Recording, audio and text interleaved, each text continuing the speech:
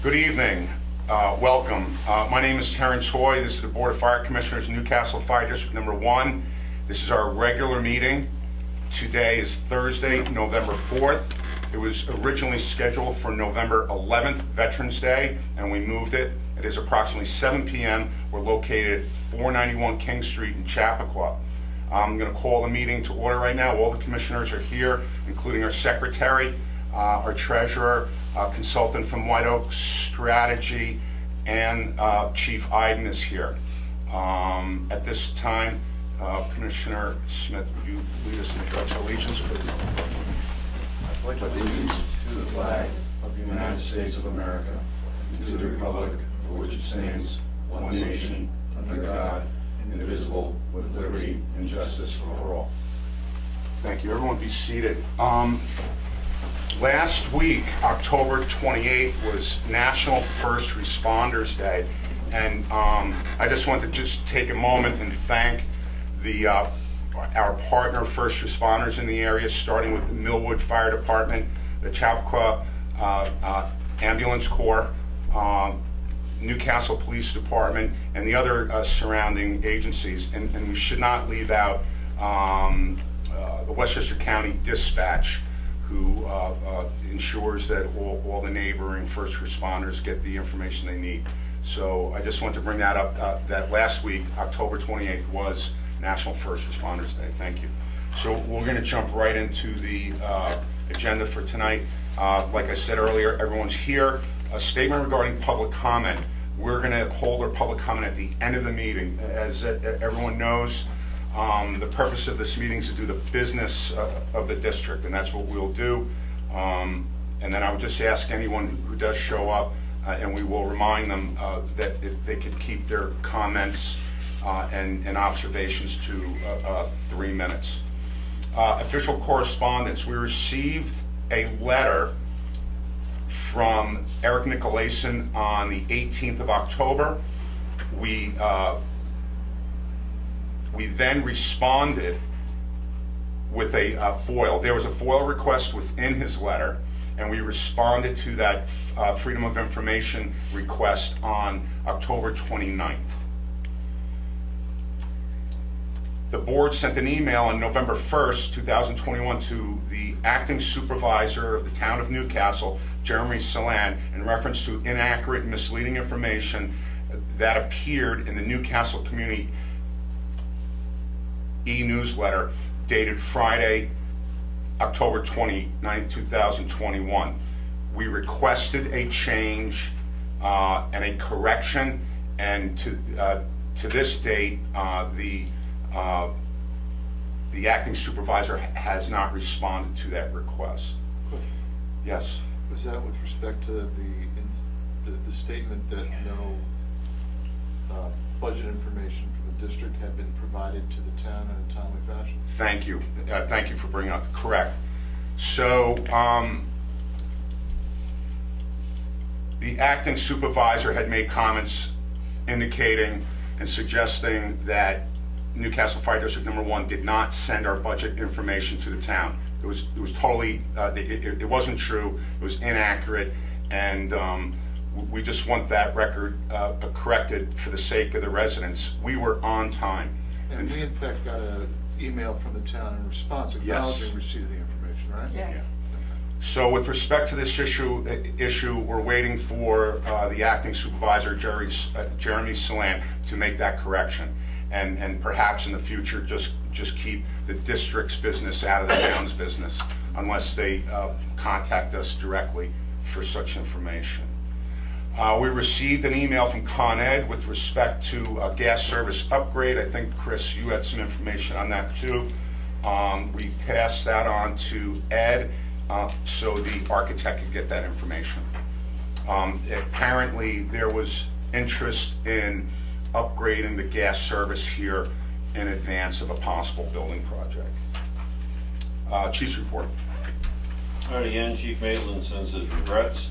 New business, we did have our annual ladder testing. The aerial and a 35-foot ground ladder did fail, so that is being addressed.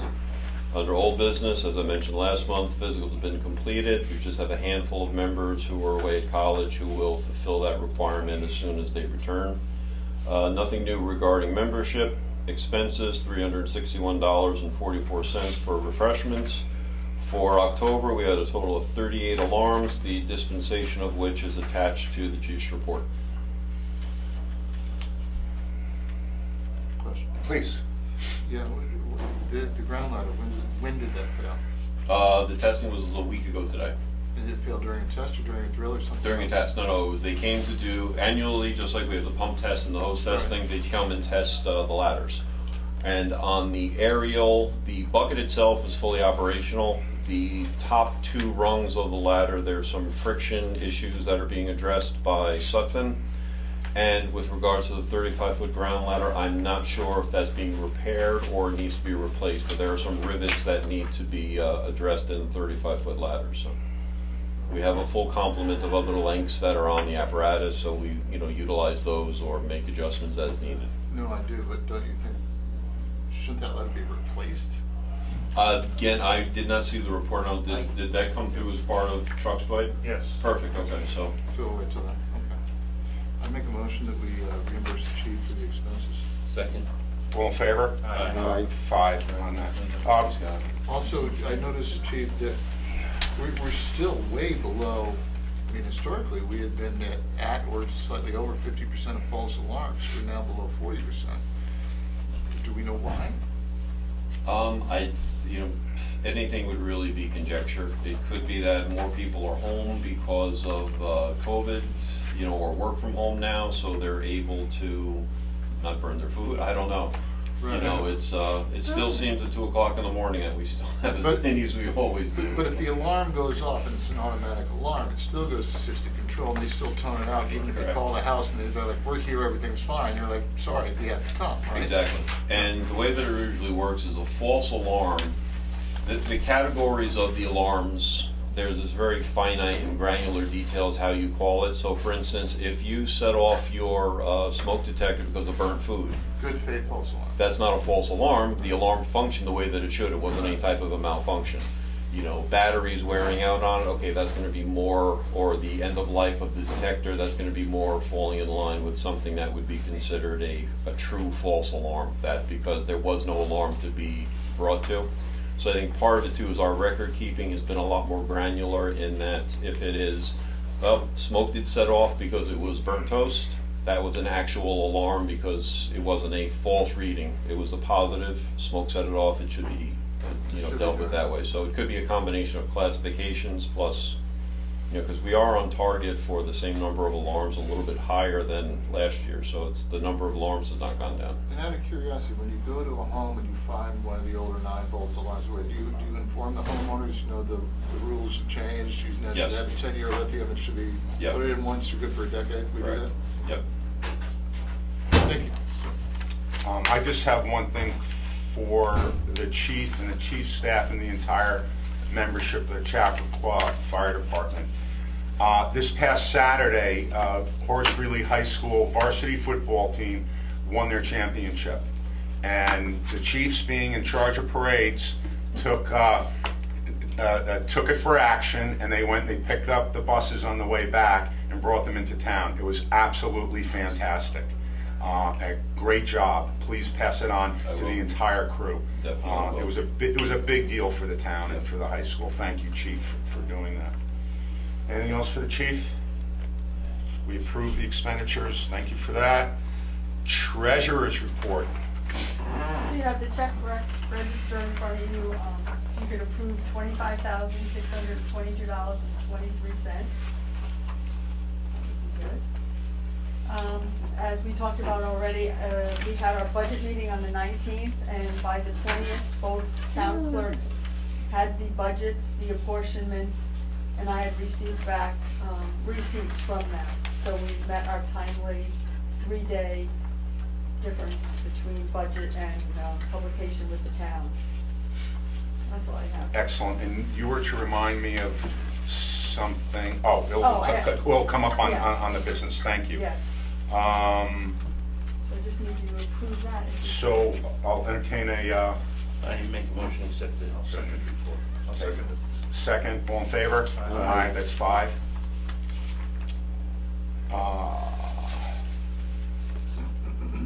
Secretary's report, our new secretary. I don't Welcome. have anything to report at this point, but thank Oh, you we for just, having me. okay, so, approval of minutes. So regular minutes of 10/14/21 and the budget public hearing minutes of 10/19/21. That was a busy week. Can we do them both at the same time? Absolutely. I make a motion to accept both minutes. I'm sorry, I had suggestions for the second. Oh, please. Oh, okay. As amended? Sorry, As amended? as amended. Thank you. Second.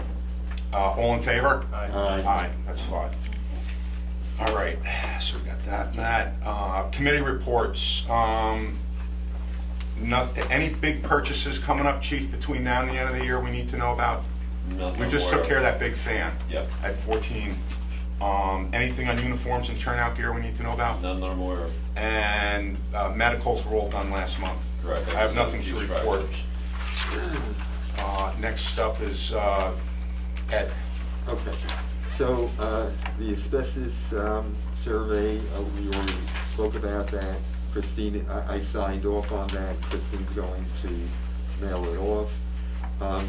So there's a bunch of things with the building department. Apparently they are very backed up. So we're going to eventually need a DOT permit because King Street and Bedford Road are both New York State DOT roads. So there's going to be probably some lane closures during the construction. So again, so JMC is awaiting building department comments on that. The site plan, again,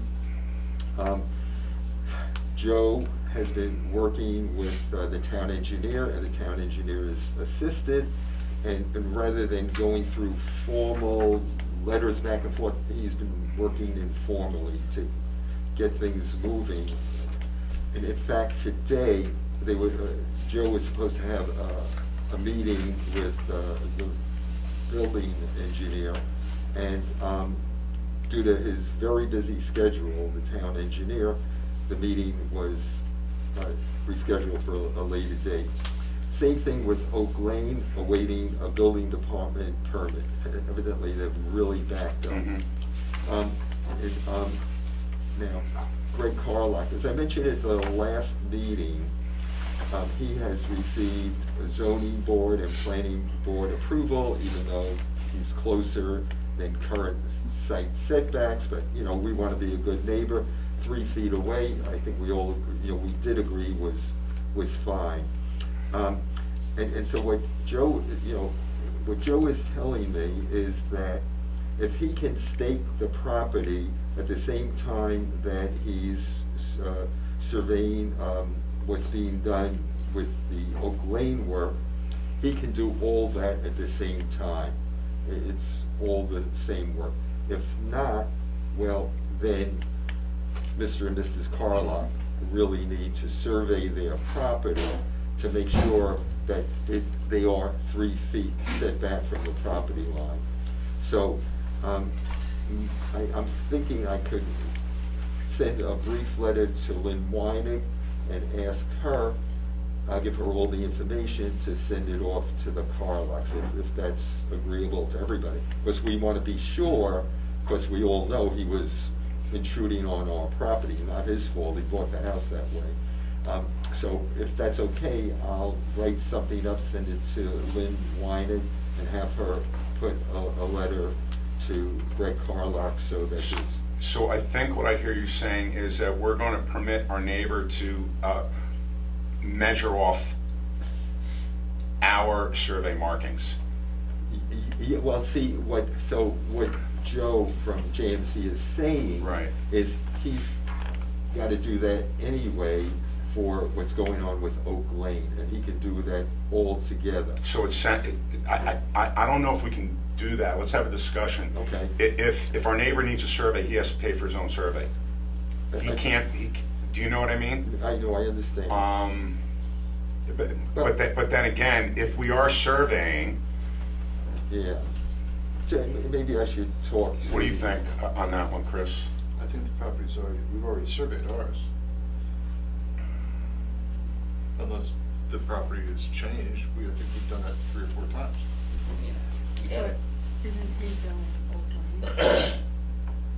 Well, you know what, why don't I send something off to Lynn and ask for... Actually, that's a great idea. Ask Lynn for her professional opinion on it. Yeah. Exactly.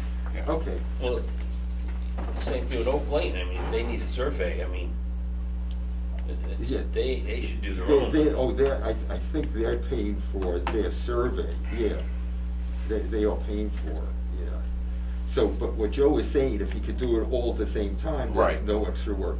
I'll put Yeah. it together, I'll send it off to Lynn and take her attorney's advice. The other thing I have, as you recall from the last time, we only received 3 proposals for the exterior masonry repairs, and I sent it out to everybody. I have some comments, but I was waiting to see if anybody else has any comments, but I didn't get any back. So at this point, I'm going to be writing to the 3 companies, because I do have some questions. So when they get back to me at the next meeting, I'll report on the findings and make a suggestion who we should go with. It doesn't Excellent. seem like this is going to be done until the spring, which I think is okay. So that's all I have. Excellent. Thank you, Ed. Commissioner Murphy, House. The leak in the basement's all taken care of. That's all I got. Thank you, sir. Commissioner Smith, Finance, Trucks, and Communications. Good evening. Engine 144 is going to be serviced on Wednesday by our company across the river. They're also going to be servicing our tower ladder probably next week as well in their facility. And one of the ladders, I wish Paul was here, one of the ladders is going to be serviced. It had some rivets that were sheared. So our repair company, Ruscon, they are able to and qualified to replace the rivets that have sheared off. I've asked them, and they're going to do that in-house for us. Well, if we're talking, my only question is, we're talking about 35-foot ground ladder. Right. If there is any possibility that riveting it is inferior to replacing it, I would suggest we replace it. The inspector said that we can get it riveted as opposed to replacing. That's what his recommendation was. Okay, I know we can, but should we? That's something above my pay grade, I don't know. I mean, I would take he's been doing this now for 19 years for us. Okay. So I would take his suggestion that it's doable. And I would also, Ruscon is a reputable service agency. I know we've used Yeah, them for years, forever, they're terrific. forever. I'm just saying, if we're putting a firefighter with 60 pounds of gear, 25 feet up in the air, Right. we ought to be sure. I guess we can have it tested again. Okay, I would suggest that. I think that's probably wise. I just don't know. This guy's out of Ohio, so I don't know when he'll be back here again. He tends to do them in clusters. Yeah. So makes sense. I guess we can put ourselves on his list and get him back here as soon as possible to test it again. But in the meantime, that ladder's out of service. Okay. So, I have a question, just for the sake of the residents listening in. When you say ground ladder, is this a portable ladder that you take off? Gotcha. It's You not, carry it it's by not hand. the tower, it's not Gotcha. set. The interesting thing, though, is that also one of the ladders that is used to get into the bucket from the turntable. It's the main drop ladder. down, the drop down. No, that's on the bucket. Oh, you're itself. talking I'm about on the stick. On the stick, Yeah. right. The lattice work that makes up the stick, the telescoping part. There's a ladder on top of that, and it has significant signs of wear on 4 rungs, or 2 rungs, each side of 2 rungs. That is going to be repaired in-house as soon as the parts from the manufacturer get here. They'll re-weld those rungs. No, it is actually, they cut them out, and they put the new rung in, and they swage it in place, like the existing rungs are. Okay. So they have the portable machine to do it. It's made by Sutphen, and Sutphen East is going to be doing the work. They're out of Pennsylvania. That's a Sutton truck, right? Yeah. Yeah. So they're coming here, the Sutphen reps are coming here, factory reps are coming here to do it. They'll do it right. Yeah, so I've been in discussion with a factory out in Ohio. Terrific. And buy 2 radios. We're going to pay for the 2 radios and not accept the 3rd radio. We don't need it. This is another issue. We don't have a vehicle to put it in. We had ordered 3, assuming that the utility that we'd rejected was going to need a radio, but since we rejected it, we don't have a place for it, so we're just going to buy the 2 radios that we now have installed. And the 3rd radio that we were being billed for, we're going to say we're not going to take it. So I've talked to the chief and I talked to the treasurer, and that's what we've decided. And you pulled the radio, we can't reprogram this. It's a brand new radio, we don't even have possession of it. No, I'm talking about the old one that was going with the sale. That The one one was- that can't not be reprogrammed, we're pulling it. Oh, that's for the van. Right. That's a different radio altogether. It's an ancient radio. It only works on the low band VHF, and the radios I'm talking about are the new UHF frequencies, existing but now upgraded to the new system. So that's all I have for right now. Excellent, thank you. Yes, sir. What's Van doing? Oh, well, okay. The agency that we've been working with has a potential buyer in Florida, and he's requested that he buy it for he's making an offer of $6,000. I haven't seen anything in writing yet, but he would like to have the radio. It's not going to be much good to him, so I've already pushed back on the agency. What's the name? Signal 5 is the name of the company. It's a broker. And I've pushed back and saying, listen, we don't want to give you the radio, because if you take the radio down south and they don't have those frequencies, who knows where it's going to end up. So I just as soon be safe and not give a radio out where it's not going to be usable. Right, but are we selling it to an emergency services organization, or is the buyer Potentially. just some guy? Well, potentially. I don't know. I haven't seen anything in writing yet. Are we I'd pull the worried radio about? out. I'm gonna. Yeah. I'll pull the radio out, put it in the closet, Yeah. we'll figure out how to get rid of it. Yeah, I'm not gonna, I don't want to sell it with the radio unless it's Yeah. going to a firefighter. Right, I agree. Totally. All right, good brief. Commissioner Weddle, insurance. Nothing new. Nothing new. Commissioner Hoy and Weddle, compliance policy review and town liaison. The only issue should have been on the agenda. Forgive me. Just add this to new items. Actually, it's on there. Nothing to report right now. I'll get to it in the old and new business. So we're on to old new business. Ed just talked about the firehouse exterior masonry and window lintels project, so that's done. But we've accepted the lowest bid, right? Say that again? Have we accepted the lowest bid on that? Oh, no, we have not. What I said was, I sent it out to everybody. I was waiting for the comments to come back. There were no comments. I have comments myself, but I wanted to wait to see if anybody else had comments. Just to make sure that we're doing apples to apples, oranges to oranges. Yeah, so that's why I have comments that I have, at this point now, have to send out and get clarification. So you're going back, just for the sake of all the residents listening in tonight, we have some semi-emergent work we have to do on the exterior of the building. We've got 3 bids. Ed, who's our resident engineer, if you will, he's done a fantastic job over the years, is going back to the 3 vendors for clarifications on a few issues. Right. And then we'll report back probably in December on that. Right. Thank you. Mount Pleasant Fire Protection Contract, where are we on They that? have it with their town attorney to put in a clause about the change in price, and I have not gotten it back yet. Excellent. That was good that we found that. Mount Kisco Fire Protection Contract, still in the hands of our attorney. We're still learning more about the situation we're in there. I don't believe this board is ready to take it back. In my view, we shouldn't as of yet. And we have an outstanding balance on that contract. How much is that, Right, please? so we did pay what we had budgeted of the $65,000. We have $22,161.34 as an open invoice for this year, our year ending December 31st. Is that invoice included in a signed contract, or is that just what they've said we want? They just invoice us. Yes. And they give us the backup which they did again for next year, next year it's 88,000. It's going down. But we have a signed contract with them. No, we do not. We do not have a signed contract with them. Last year, it was. I remember what happened last year. Oh, okay, so no, we do not have a signed contract with them. And this is one of the reasons why it is with our attorney right now.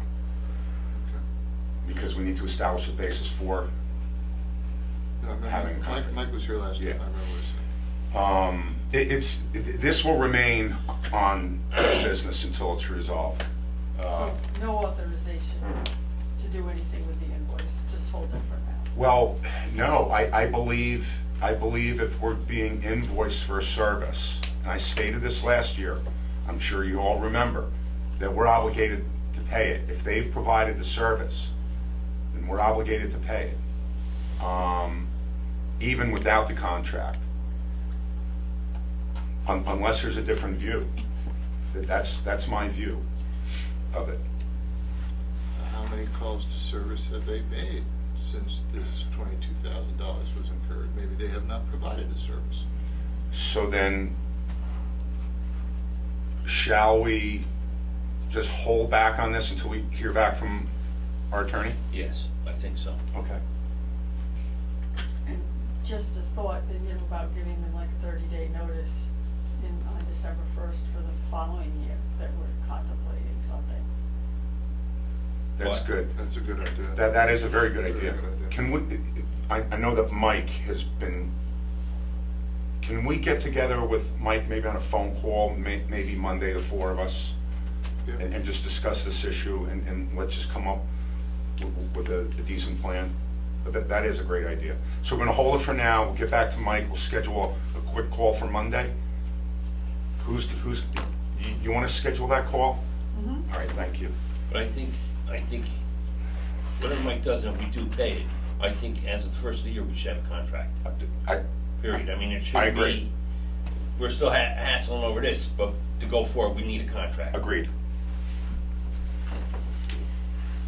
Agreed. All right, so we did this. Public address. Oh, yeah, public address system and Siren. Ed, you had indicated that there might be a comment or input from a neighbor regarding the Siren. Yeah, I don't know, is it, well. Oh, that's the okay. comment. Well, we'll get to you in a moment. Thank you. What's your name again? Michelle Finn. Of course. Welcome back. Thank you. You're welcome. Again, the reason why the public address system and the Siren will remain on old business is because it is an issue here in town. Clearly, we have a neighbor here to talk about it again tonight. So we'll keep it on the agenda. And as we move towards a possible referendum for a possible capital improvement project, most certainly the public address system Siren will be incorporated. So we would hope that in the future we make improvements regarding that. Oak Lane, you went over Oak Lane already? Yes, I did. Okay, Yes. thank you. Did you have something else? No, it was on that Okay, next item. so at this time, we're going to ask Heather Feldman from Wise Oak Strategies to give us an update. No more than 5 minutes, Can I do please. something before that? Certainly.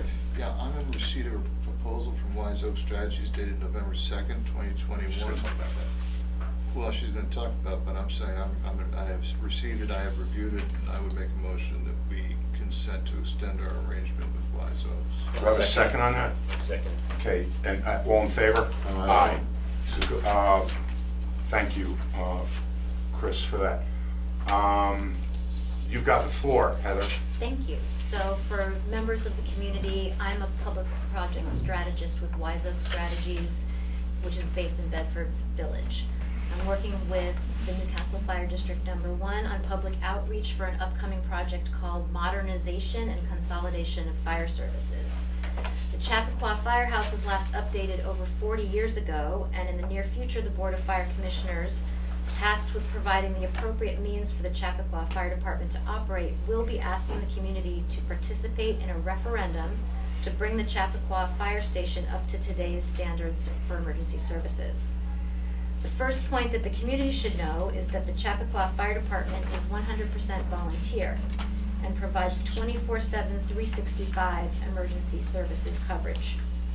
Since the station was expanded and updated in the 70s, the population and density of Chappaqua has grown, and the fire department's yearly call volume, as everyone who can hear the siren can attest, has grown from about 100 calls to around 450 calls per year. The largest stakeholder in emergency services is the community, the people who live here. People in Chappaqua are confident that calling 911 any time of the day or night will bring help. That security, knowing that you can call someone and someone comes, is priceless in more ways than one. Figuratively, it's how we sleep soundly at night, and literally, since our firefighters are volunteers and they provide that for free, the volunteer force is priceless as well as priceless. So the residents of Chappaqua should know that the fire district is committed to providing the community with all the information pertaining to the modernization and consolidation project in advance of any referendum to fund it. Information forthcoming will include why the project is necessary, why this community infrastructure project is a good financial investment, and all components of the project itself, planning and construction, financial implications, and a timeline. The Board of Fire Commissioners will be putting out a lot of information, striving to inform every resident of the district about every aspect of the upcoming project via the district's website, social media, print media, direct mailings, and public events. We look forward to speaking to everyone about how together we will protect the people who protect us all. Thank you. Excellent. I think the residents of the fire district need to know that this project, working with Heather Feldman and Wise Oak Strategies, has been ongoing since June, and we've done an awful lot of work. And here tonight, I believe that the board just recommitted to buckle down and move this project forward. And I'm kind of proud and excited all at the same time for the great work that we've all done. And I look forward to continuing to get the information out.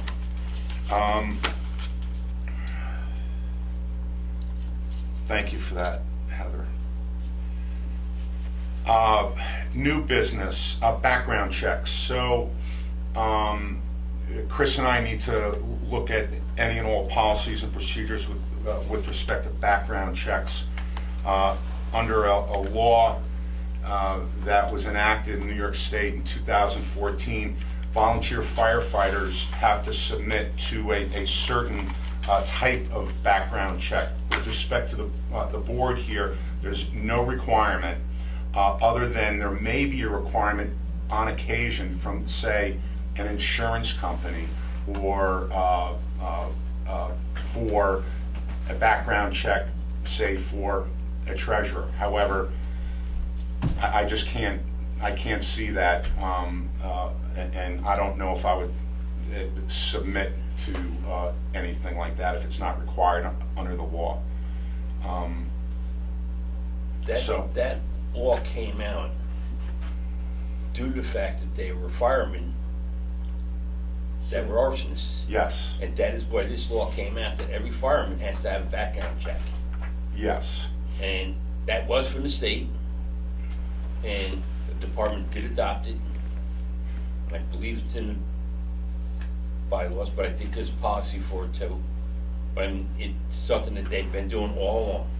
Haven't caught anybody yet, but everything's fine. I mean, that's it. It's because Ed left. Nobody's argued about it either, given it, so. No, it's Executive Law, Section 837-0. It's the only two background checks that were required by statute to perform. It's the arson check and the sex offender registry checks. It doesn't preclude us from requiring on a district level additional checks, but I agree with Terry. I don't think they're necessary. I think if we're in compliance with the statute, we're fine. Yeah, that's it. So we'll take a look at that policy. We just want to make sure that we're I believe we're in compliance right now, we are. And I just want to make sure that the policy is properly reflects the change in the law in 2014, and that we're using the proper form and sending the form to the one location where it's supposed to go, and I believe that is directly to Albany. So enough of that. Public comments. You skipped one. Oh, did I? I'm not sure what it's. Oh, no, the review investment policy, we're not going to do that. Let's We're never do that. we're waiting for Robin to get some information. Okay, so public comments. At this time, welcome. We'll give you 3 or 4 minutes. We're not here to answer your questions. We're here to consider your comments and your observations. However, if the board wants to engage in a conversation with you, that's entirely up to the board. But please, tell us who you are, and you don't have to tell me your address. Just tell me you live in the fire district. My name is Michelle Finn, and I do live in the fire district. And I live too close, and I hear the siren a lot during the day. I'm a psychologist, and I actually have patients who are veterans who get very triggered by these sirens, and it kind of came to my attention that also some of my neighbors have been suffering. I know the kids in Oak Lane, my kids have been there 25 years ago, but I know that the kids also suffer from it.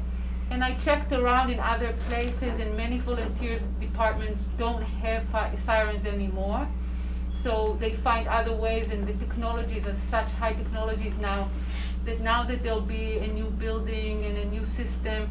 I was hoping that that would be part of the discussion about how to find better ways. And I also know from talking with all of you a couple of months ago that between 10 o'clock at night and until I think 6 in the morning there is no siren, which means that it's not really urgent for emergencies because it's possible to do it in another way.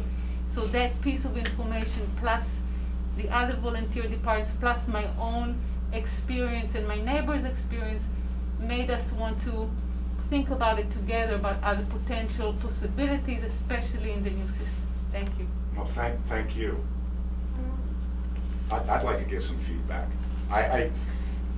Does anyone object to that? No. First of all, thank you for coming back. I would urge you to continue to come back until we get this resolved, because we've got to figure out where that balance is. Thanks. We're going to greatly consider what you said here today. In fact, I would ask Christine to make sure that we get those comments entered into the record. But thank you for coming in. I would like to say, now that I hear about what the new ideas are and the volunteer nature of the department, that I actually hope that Chappaqua will find the possibility of having a few people that are not volunteers who can stay, who are paid and paid well and can stay in the fire department 24 hours a day. Well, let me address that. First of all, the town doesn't pay for firefighters, okay? It's this body that provides all the resources to our volunteer force. What we are doing is we've incorporated, Chris, can you point to the bunk rooms for us, or somebody? Just someone, the second floor bunk rooms. We've incorporated bunk rooms into this plan, so when there are firefighters in residence, then that could change the parameters for policy and procedure for the use of the siren. But that's entirely up to the chief, and we're working closely with the chief on this issue. So, yeah, I mean, this is an issue that has to be worked out so we can move forward. Thank you. Thank you. Having said that, any other follow-up comments for our neighbor? If I could just say one thing. Sure. You have to remember one thing. There was a building next door. All right? That building got knocked down. That's when all the stuff about the siren came up. You have to understand we're putting another building back there. So it's just gonna be like it originally was. There'll be less noise and stuff because it'll be bouncing off the other building. But I will tell you one thing. I was in Pleasantville the other day, and I heard the horn. I was getting gas meanwhile, but, you know, I knew there was an alarm. So that's the other good reason for it. I mean, you hear it. That's one of the other good reasons. But just got to remember, we did have a building next door, and it did do some buffering. All right. That's it. Just to pick up on your comment, and I'm sorry, I couldn't hear what you were saying. I'm a little deaf in my left ear. There is no piece of technology that the district has not looked at in order to try to limit the use of the siren. We've had pagers, we now have text messages, things are going out automatically. We've done that. There used to be 2 sirens in town. There was one down at Center Street and one here. They would both go off. They'd go off every day at noon just to test them, but regularly during alarms. That siren at the bottom of the hill has now been eliminated, so we're down to this one. Based on the comments. People whose evenings were being disturbed. They're living, on Elm Street, and the thing goes off at 2 in the morning.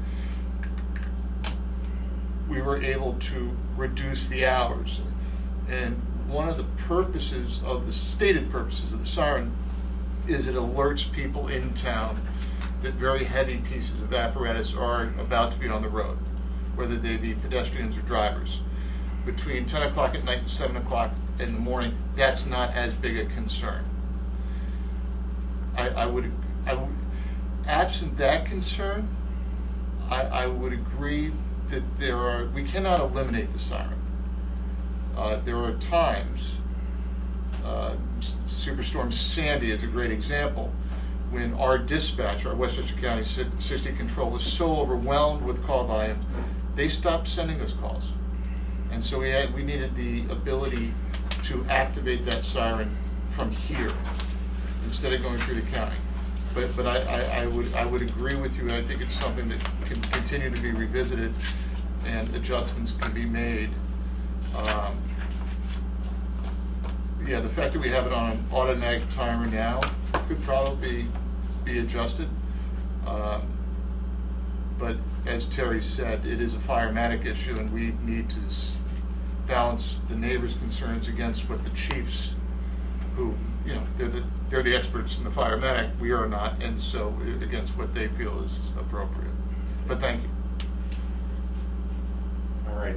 Thank you very much. Anyone else on that issue? It's a very, very important issue that we have to consider, along with the chiefs, of course, and the department.